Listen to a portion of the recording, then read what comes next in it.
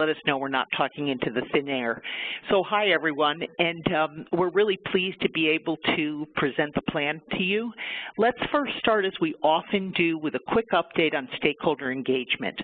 The good news is, if you see on the screen, phase one of our stakeholder engagement process, the input phase, is complete.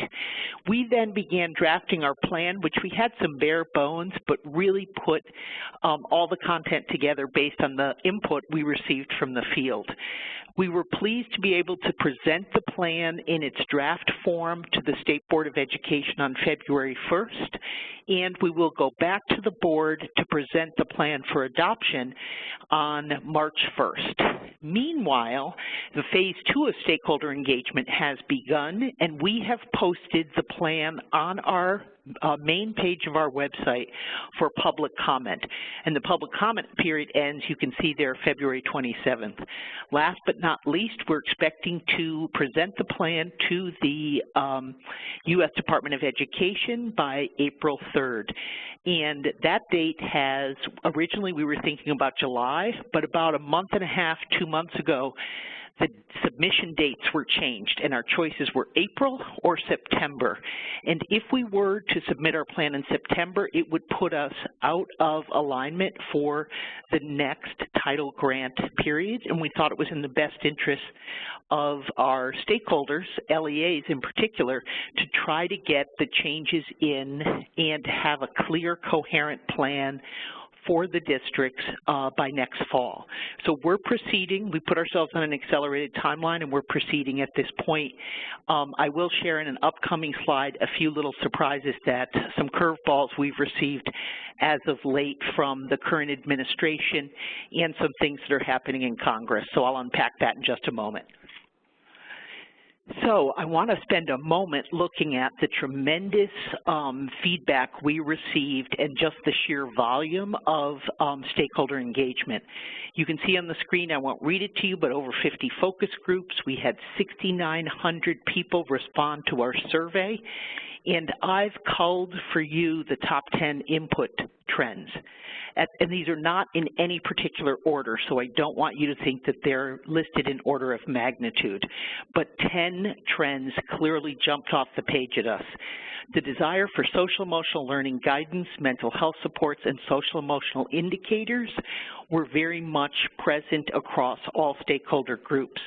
I want you to know that Ajit Kapalakrishnan, who often joins me for these webinars, is traveling today, but Ajit is looking into social-emotional indicators that could in the future be included in our accountability system.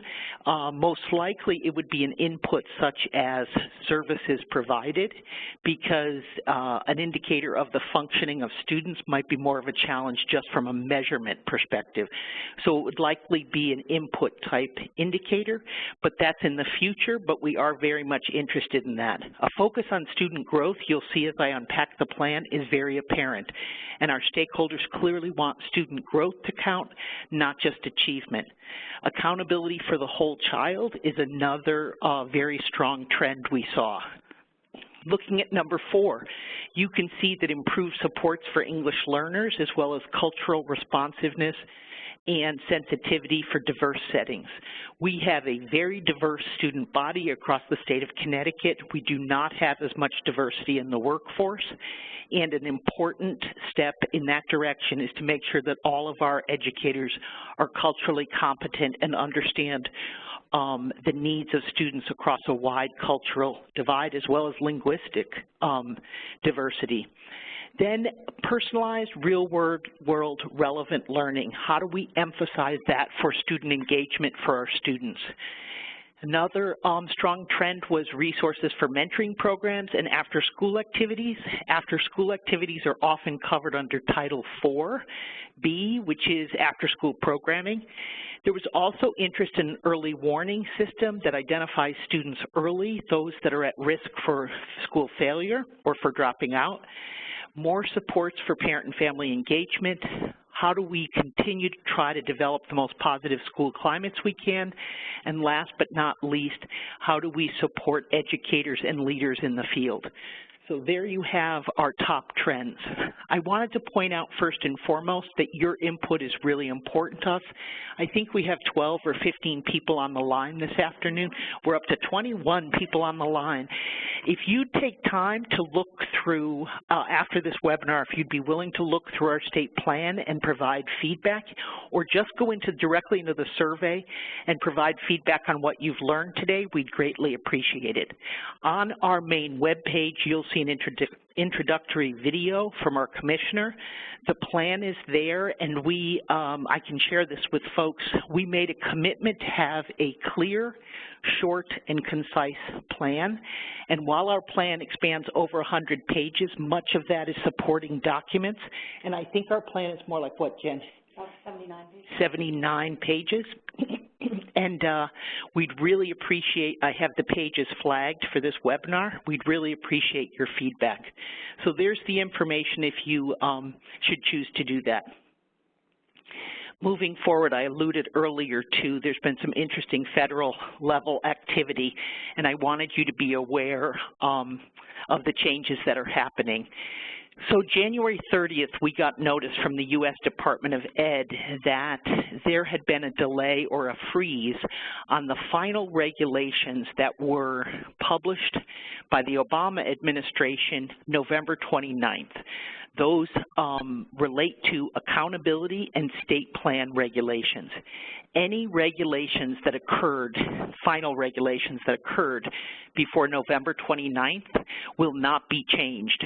But each administration has an opportunity, and the Congress has the ability to review any regulations that were passed during the last 60 days of one administration and choose to review and potentially deactivate any regulations. So because this last set came in the last 60 days of former President Obama's administration, the Congress has made two actions, you can see it, to both repeal the accountability and state plan regulations and also to repeal Title II. It is not a done deal yet, though, however. It's been through the House. Those resolutions are moving next to the U.S. Senate, and the vote may come as early as this week.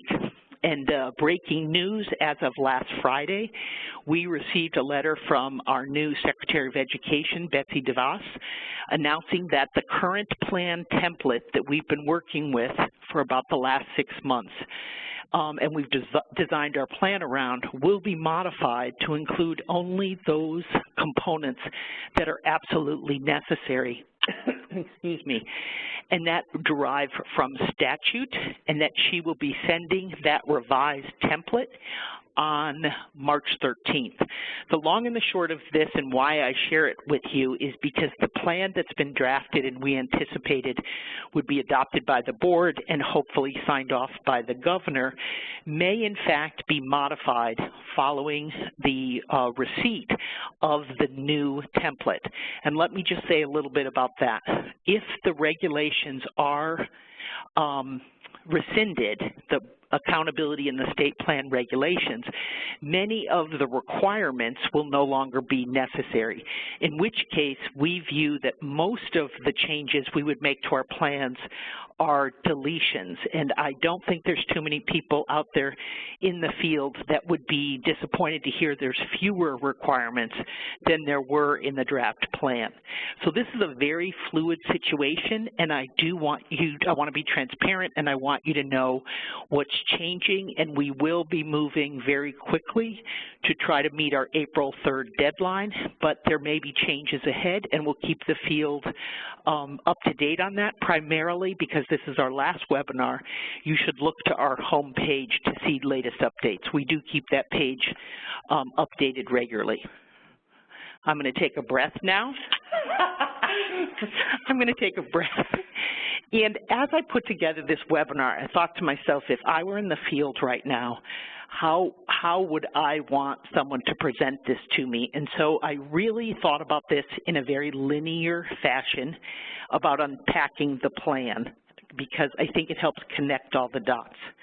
So this slide, which is dense, but believe it or not, we have more dense slides coming, this talks about the major components, current major components that are required within the state plan. It's the big ideas. The first one is we are required to have long-term goals for the state, and for each LEA, that includes at the district and the school level, that receives federal funds, there must be 3 long-term goals. The 3 required goals from the federal government are improved academic achievement, increased progress in English language proficiency for English learners, and increased graduation rates. In our case, we track both the 4-year and the 6-year cohort graduation rates. I want you to know that these 3 goals, we have the liberty to add more, but we felt that the 3 required goals were plenty for the state of Connecticut to monitor. And so we will stick with those 3 required goals. If the goals change, obviously the plan will change as well. And again, my hunch is that, although I can't say with certainty, my hunch would be we would be looking at deletions and fewer requirements. The next part, and you can see it's got a red star next to it in the plan, is called performance management. It's a fancy word that says how will you hold yourselves accountable, what's your system, and how will you hold LEAs accountable. I'll unpack that in great detail because for the most part the entire plan can be found inside the performance management section, so it's got a big star. Academic assessments, there are no changes under this area of the plan, and they actually just asked for descriptions of assessments we are using.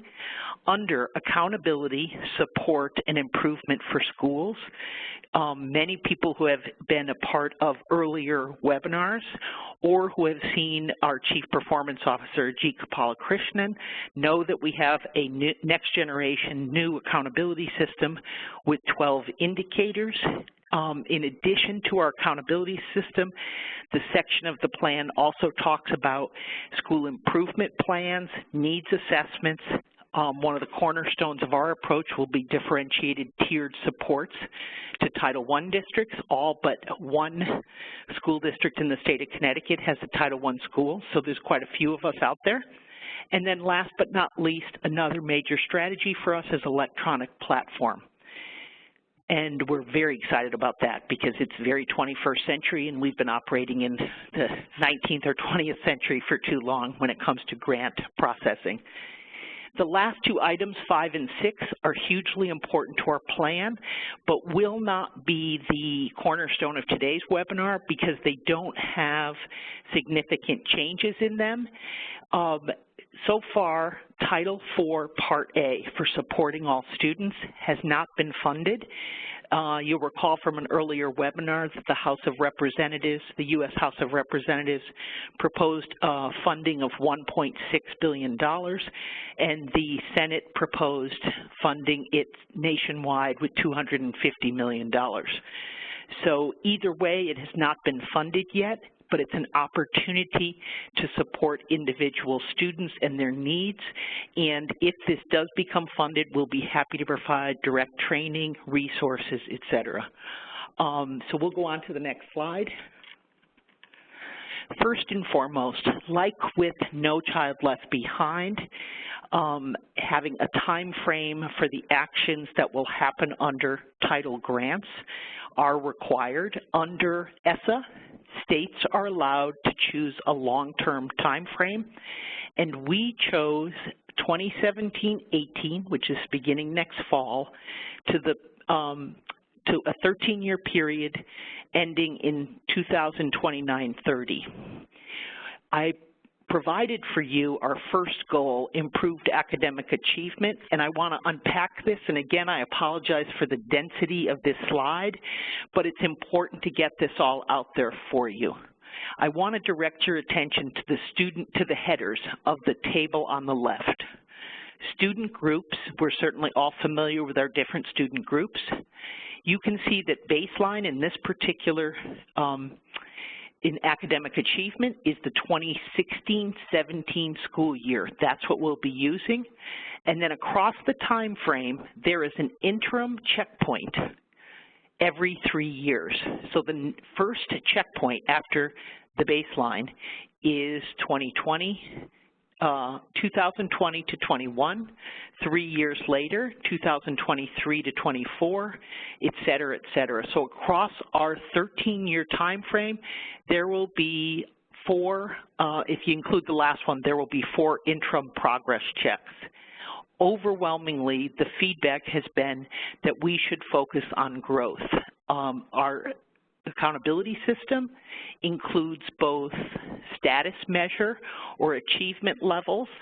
The number of students that are functioning at level 3 and above are our status measures, but growth is equally important. And so for our long-term goal, we are proposing to the federal government that we use growth as a measure. Our theory of action is that if students grow every single year, we will reach high levels of proficiency. And districts deserve credit and recognition when they are moving students. Even if those students are far below where they should be, if they are moving, that's a really important step. So as I said, we selected our 13-year time frame. We will develop a long-term trajectory for each and every district, each and every school, and each and every student in grades 4 through 8 for English language arts and mathematics. And that's why I included the graph on the right, because you can think about the trajectory really as an arc moving towards progress. If you look at the graph on the right, all of the data here is sample data, and it's actually data from 2015-16. We used it just for illustration purposes. But if you look at the trajectory, obviously different student groups, depending on where they start, will have a different slope on the line. So you can see that in this particular demonstration, the all student groups, which is a darker blue, is in the center, and it has one trajectory with one given slope. The slope for white students in this particular presentation of data, it does not have as steep a slope. And the slope for Hispanic, Latino students is steeper because greater growth is required for those students to reach their highest levels. So the goal, the slide really just demonstrates what the goal will look like broken out over time. We will generate the long-term data, as I said, providing it to districts at the student, school, and district level. Your school staff can then export the student data and sort it by grade, by course, or by class to see how your trajectories are. The goal is that 100% of our students will reach the outcomes. We will have over time, and I don't want you to think that we're repeating a No Child Left Behind, all students must reach 100%, but we believe it's important, and we'll talk about consequences because this is not high stakes, and when I get to the future slide that shows what happens when targets are not met, it's really meant to be supportive to districts. There are not consequences, but there are actions that districts will need to take to intensify their efforts. But let me unpack that and get a little further along. Let me talk a little bit more about academic achievement. So we're focusing on growth. The metric we are using is the average percentage of the growth target that is achieved by all students in grades 4 through 8 combined. So I really wish Ajit could be here for this part, but we looked at how much growth is considered average for all students. Some students grow at a very high rate, some students grow at a slower rate. When you average that, you get a number, and that's the target for growth. I defer to Ajit for additional information, and you can feel free to reach out to him directly. He has all the metrics on that. So we're using, when we get ready to launch our plan, we'll be using 2016-17 school year data as our baseline. That's this year. So again, disregard the data that's included here. It's just meant as an illustration. Here's the big takeaway. When it comes to reading, language arts, and mathematics, we established the same ultimate target for all student groups. We established the same long-term time frame for all student groups. But we expect steeper improvements across time if students are starting with a lower growth rate. Thank you, Jen. So our second goal is pretty straightforward: increased annual 4- and 6-year cohort graduation rates. It's important to know that the same thing applies, that we apply the same ultimate target, the same time frame, and that we expect steeper improvements from groups that have lower growth rates. We are looking at 94% of students will graduate in the 4-year cohort group by 2030. We are on our way there in Connecticut. We've made a lot of covered a lot of ground, but we still have a lot of work to do, particularly in the area of our 6-year rate, which I'll speak about in just a moment. So our linear interim targets will be established after our first year, which in the case of graduation, the 4-year cohort, we will be using as a baseline the 2015-16 school year. The final baseline and interim targets will be calculated after May 2017. So when it comes to the 4-year growth rate, 4-year cohort rate, we'll be using 15-16 as our baseline. 6-year cohort. We have calculated and reported 6-year graduation rates for the cohorts that graduated in 2010-11, 2011-12, and 2012-13. We reported it for all student groups. The ultimate target for this group is also 94%. That said, going forward for the purpose of our ESSA state plan, we are establishing targets only for our high needs group. The 6-year rate of the 2013-14 cohort will serve as the baseline when it becomes available later in 2017. In the meantime, just as a point of reference, the rate in 2012-13 was 78.6. So at least you know the sort of ballpark of where we are. Going forward, all of these will be calculated individually by district, individually by school, and individually by students. And again, the data can be accessed through our ED site. Going forward, you will be able to access all the data from our ED site new website, and you will be able to export that data into whatever data management tool you use. And from the perspective of usability, your teachers will be able to use it for classroom, for courses, for grades, any way that you may need to sort of disaggregate the data. Okay, moving on to our third long-term goal.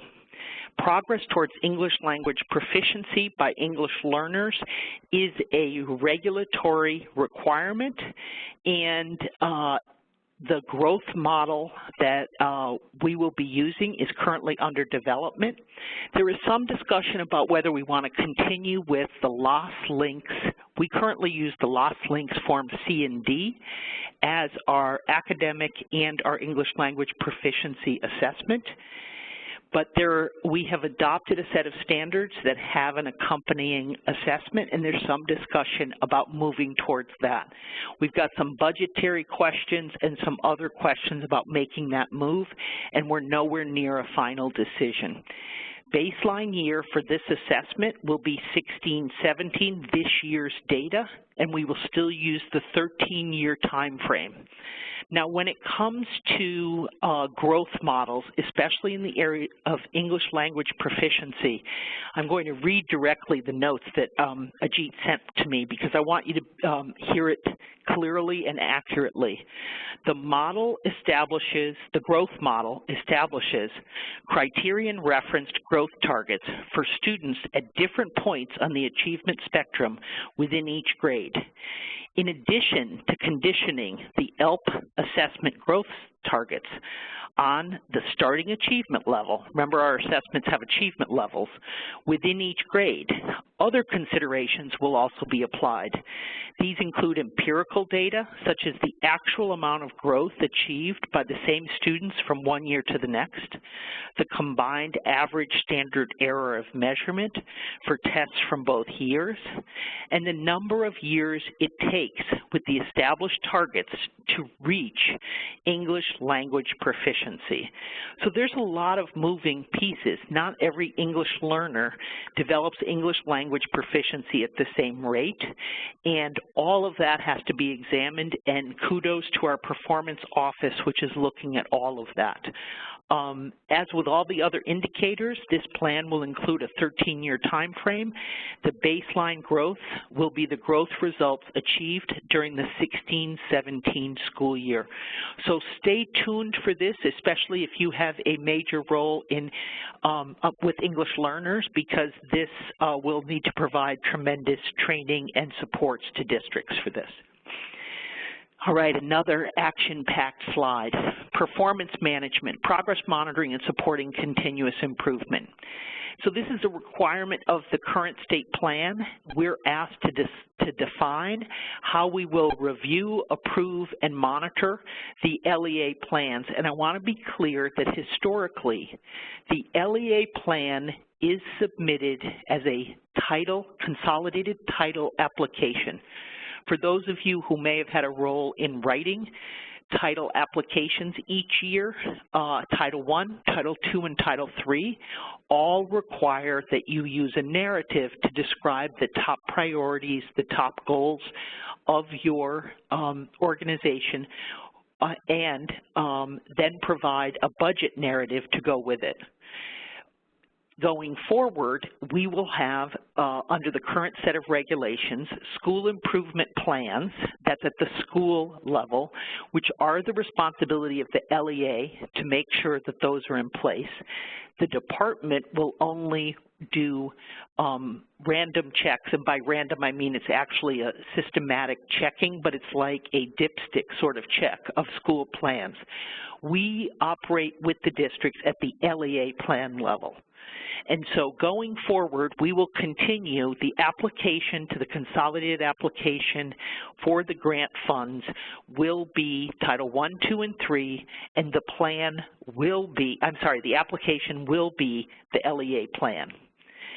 And then going forward, I'll talk a little bit more about how we're going to support continuous improvement, and we see our role as supportive, although there does have to be more rigorous actions and interventions by the department as opposed to punishments. But during the last year, we've developed what we believe is a helpful plan, a supportive plan, and the feedback we've received has clearly asked for that versus high stakes or more punitive approaches.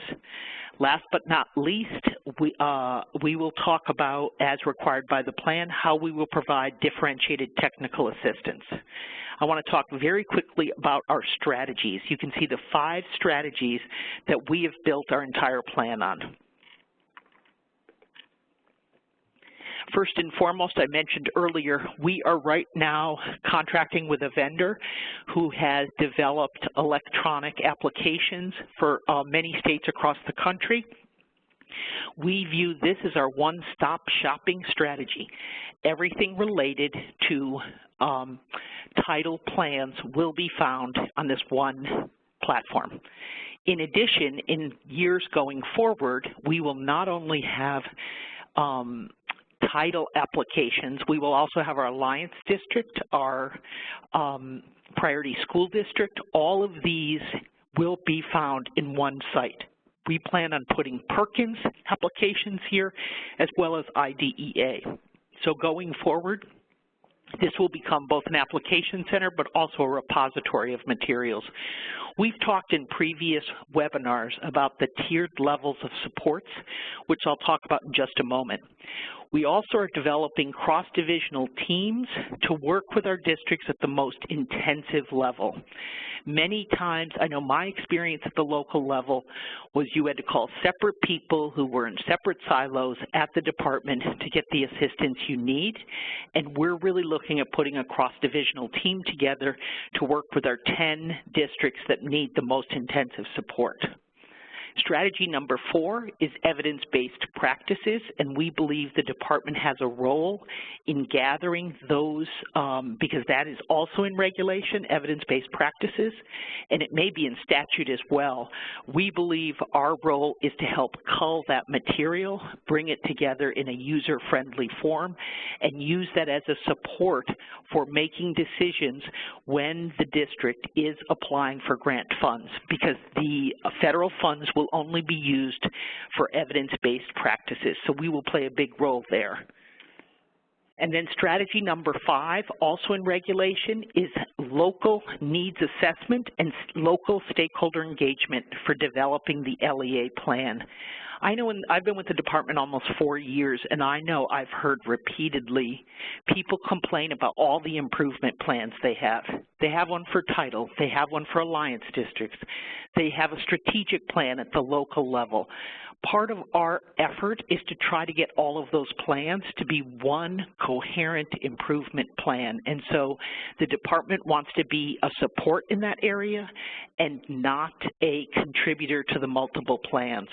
So looking forward, all of these things over the next 2 years, we will build up an electronic platform that has all of these materials, including not only the supports, the ability to communicate with your point of contact through this application platform. So there will be all kinds of communication tools as well. So here's a quick look at what I would describe as more a timeline. I'm not going to read you this slide, but we are working towards our electric platform. We are planning on having, in the fall of 2017, pilot statewide for Titles 1, 2, and 3. People will apply through an electronic grant. We are building on our existing guide, which we have on our performance website, that talks about how to use your accountability results to guide improvement. And we've selected 6 areas for supports this year. We will be putting together work groups. If you have people that are interested in looking at what is evidence-based practice in any of the following areas that are bulleted, please contact me directly, ellen.cohn@ct.gov. We really need expertise. We'll be looking at our higher ed partners. We have consulting partners through the RELs, the regional education labs. So we'll be pulling together all of our best resources to provide, it will not be exhaustive in year 1, but an ever-growing list of evidence-based practices that folks at the local level can look up and say, this looks like a great lead, this is a direction we want to go in terms of school improvement. Last but not least, our statewide grant application training will take place in August, run until the middle of October, to prepare for application submission October 15th. This last area in terms of timelines, we really believe we can get very good at. We believe across time we will be able to approve all applications in Connecticut in about 6 weeks' time, especially using a cross-divisional team, and that improves from an almost 5-month window now because everything is in paper and pencil. You could see on that earlier slide that I had pages at the bottom. Watch for the page numbers on the slides. They will direct you to exactly where you can find more information in the plan. If you've been in our webinars before, you've seen this slide for tiered support and differentiated technical assistance. First and foremost, we're unapologetic about the fact that the School districts that struggle the most will get the largest amount of our attention and guidance, and with districts that are finding more success, schools that are finding more success, they have the broadest autonomy to make choices to, they will get absolutely basic support and monitoring, but they will not get the intensive approach that the education reform districts. I said this in an earlier email, I'm looking for my list, the 10 education reform districts, and this references, this is an Ellen Cohn term, this is a Governor Malloy term, this dates back to the Education Reform Act that dates back to 2012. The districts are Bridgeport, East Hartford, Hartford, Meriden, New Britain, New Haven, New London, Norwich, Waterbury, and Windham. That is a subset of the Alliance districts. So they will get our greatest attention. Our Alliance districts will continue to get about the same degree of support and attention that they currently receive in the Alliance district program. And Tier 1 supports, that's for districts that are outside of the Alliance districts, will get all of the supports they have received historically. When you had a question, you would call Marlene and Marlene Paternak in Title I or Jim Dargati in Title II. You will get all the documentation and same supports as ever. I can see that we're running out of time. Go ahead, Jen, to the next one. So given that our time constraints are such, I am going to reference pages 29 to 31 of our draft plan.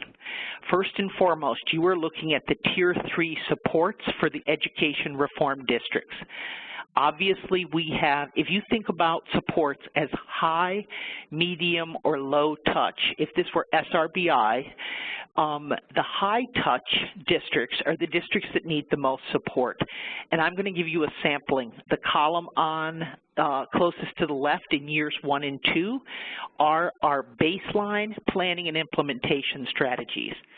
ESSA does allow for a year-long planning period getting ready for this process. At interim progress check 3, our #1 improvement strategy is training, and that will be designed to the specific targets that were not met. So if there's a problem with English language proficiency, that's the training that the district will have to work on. At year 3, the other key focus, if you've missed your target, and that's your growth target, is to look at fidelity of implementation. We believe very much that if we were actually more faithful, all of us, to our interventions, we may see greater gains. Often it's written on a paper, but it isn't implemented completely or it isn't implemented faithfully, and so the focus will kick in at year 3. There will be more activities, and the department's role will increase in terms of recommending evidence-based interventions. I also want to talk about really quickly that we are proposing, if you go back to years 1 and 2, #7, we are proposing providing entitlement comprehensive improvement grants for up to $500,000 annually to the 10 education reform districts. The education reform districts would compete for a targeted assistance school improvement grant. Targeted assistance being a particular subgroup problem, comprehensive school improvement grants are for whole school turnaround. If you go to year 6, I'm not going to read it to you, but you can see we go from recommending to directing evidence-based practices, and that is again through a partnership, but we will take an increased role. We will monitor fidelity of implementation more closely, and the superintendent or the leadership of the department will have a much greater and more circumscribed role in monitoring fidelity of implementation. Things get much more unpleasant if we get to the progress check 3 at year 26, 27. And we are available to, although we hope we never have to, looking at state-structured decision-making. We have a pathway that's found in our ESEA waiver. This is not new information or new thinking, but those are all potential possibilities for a school, but we will do everything we can from the starting gate through checkpoint 1 and 2 before we move to the more serious actions at checkpoint 3. Next one, Jen. If you look at the remaining 20 Alliance districts, this is Tier 2 supports go to our ADs, very consistent with our current Alliance district program. And I know I'm over, I'm going to keep going. Very consistent with the frequency with which there will be site-based visits. When we look at the first column, year 1 and 2 baseline, I want to point out that we will be looking to, 1, streamline the use of strategies, the use of applying for funds, and hope to put the Alliance District and the title grants in one single application. We will have a single annual site visit and 2 data reviews using data from the school and district profile and performance reports. So we will be in the district for a full site visit once. We will be doing data reviews twice here in the office with submissions from each district. Alliance districts, these are the 20 districts that are not a part of the education reform districts under our proposal will be eligible for competitive CSIG, that's the comprehensive school grants, for up to $500,000 annually, and that's provided there are enough funds to fund that. They will also be eligible to compete for the Targeted Assistance School Improvement Grant. Each of those grants is no less than $50,000. We have a graduated set of actions that the districts must take, and you can see that it looks like training, a repeated needs assessment at the school level to see what the district might be missing in terms of maybe unmet needs. There will be revisions to the LEA plan required at checkpoint 1, year 3. They will be allowed to continue to access grant opportunities, but those are the actions that take place at checkpoint 1. At checkpoint 2, which is year 23-24, again, additional training, and this training will need to be brought back to the district and will largely focus again on the pieces that may be missing in terms of evidence-based practices and interventions and fidelity of implementation. We believe those are 2 areas that really deserve tremendous attention if we are not able to meet our targets. And we anticipate as we go forward, some districts or schools will miss their target by a smidge, and some may miss it by a long shot. And each of these remediations will be individualized and customized to the district. In the interest of time, I'm going to go on to Tier 1 supports, which are for all other LEAs. A note to remember, 70% of our Title I schools are inside our top ed reform, our top 10 ed reform districts. 30% reside outside of those 10 districts. So we really see this as a resource allocation, both time, supports, everything that's made available to the other 2 groups, the Tier 1 and Tier 2 groups, like trainings and that sort of thing, will be available to all the districts outside of the Alliance districts. It may not be face-to-face, it may be through webinars, but our goal is to spread around. If there's good information about things that are happening and working in the research, we want to make sure that every district has access to that.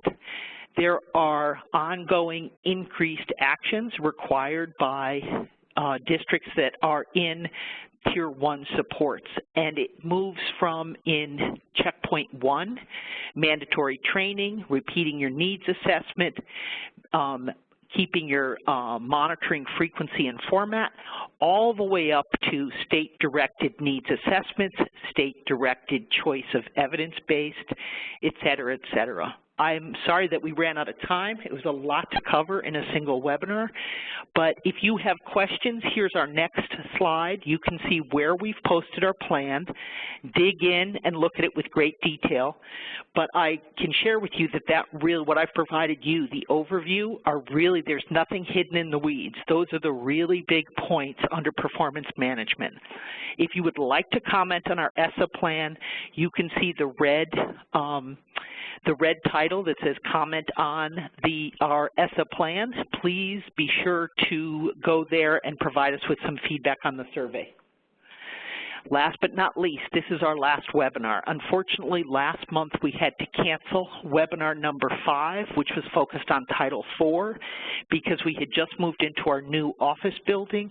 It's not a new building, and it's not, but we did just move here. It's been planned for about 5 years, and our technology was not yet up to speed. I apologize for that, but if you have questions about Title IV Part A or Part B, contact Glenn Peterson, Division Director at the Office of Student Supports. You can see on the slide his number and his email is listed. And unfortunately, we do not have time for any questions, but that said, do not hesitate to reach out to me in email or to Ajit if you have some accountability questions. We're both available to answer your emails. I hope this helped at least a little. It was an awful lot of information. I appreciate and want to thank everyone that's attended these webinars, because I know there's a group of you that have been incredibly consistent, and it really, we hope it's been helpful for you, and we stand ready to assist you any way we can. So thanks so much for tuning in. Say goodbye, Jen. Bye, everyone. Thank you. So thanks, everyone. I appreciate it. Bye now.